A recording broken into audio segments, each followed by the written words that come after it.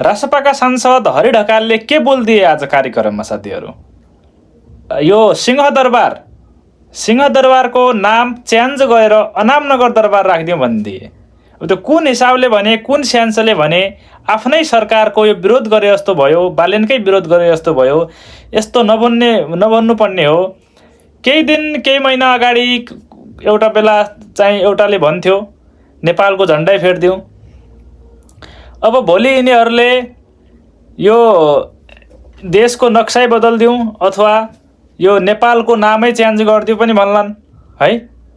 त्यस्तो कार्यक्रममा गएर एउटा हरि ढकाल जस्तो मान्छे, जो अगाडि पनि सांसद भइसकेका मान्छे हुन्, त्यस्तो मान्छेले यो बोल्दाखेरि के होला साथीहरू? केटी आए, गुलेली चलाए, मट्याङ्ग्राको सत्यानाश भने जस्तै। यो बोलिदिँदा सरकारकै विपक्षमा भएको जस्तो भयो क्या। सरकारलाई यिनीहरूले त प्रोटेक्ट गर्ने हो। त्यसै त बालेन सरकारलाई त अहिले यताउतिका दलहरूले एकदमै विरोध गरेर काम गर्ने बाटो नै त्यहाँ दिल्ला होइन। त्यसमा आफ्नै सांसद, आफ्नै सरकारका पार्टीका सांसदहरूले यो बालेनको डाइरेक्ट विरोध गरे जस्तो लाग्यो साथीहरू मलाई त। कुन हिसाबले, कुन सेन्सले भने होला न हरि ढकाल जस्तो मान्छेले त्यस्तो कुरा?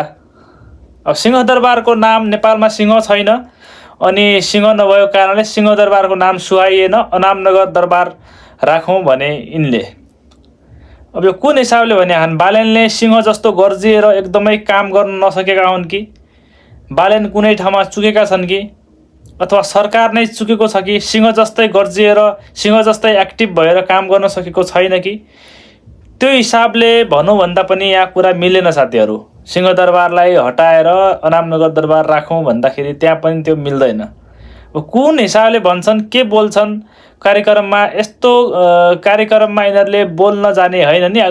एउटा बाहिरै बसेर केही कुरा सुनिदिए पुग्छ। किन बोल्नु पर्यो? एकदम कामै छैन यो कुराको, यस्तो कुराको। सिंहदरबारको नाम चेन्ज गरौँ, भोलि देशको नाम चेन्ज गरौँ भन्लान्, झन्डा चेन्ज गरौँ भन्ला है। हो त, यही विषय सम्बन्धित भयो त। भोलि यो प्रधानमन्त्रीको नामै चेन्ज गरिदिउँ भन्लान्। त्यस्तो कुरा सहिएन।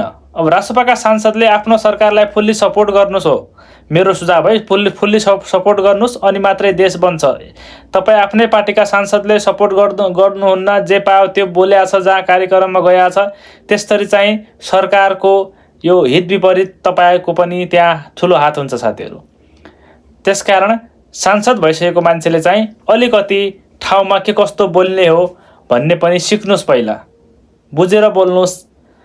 त्यसै त यहाँ विरोधहरूले, अरू दलका पार्टीका एकदमै सांसदहरूले विरोधै गरेका छन् सानोतिनो कुरामा पनि।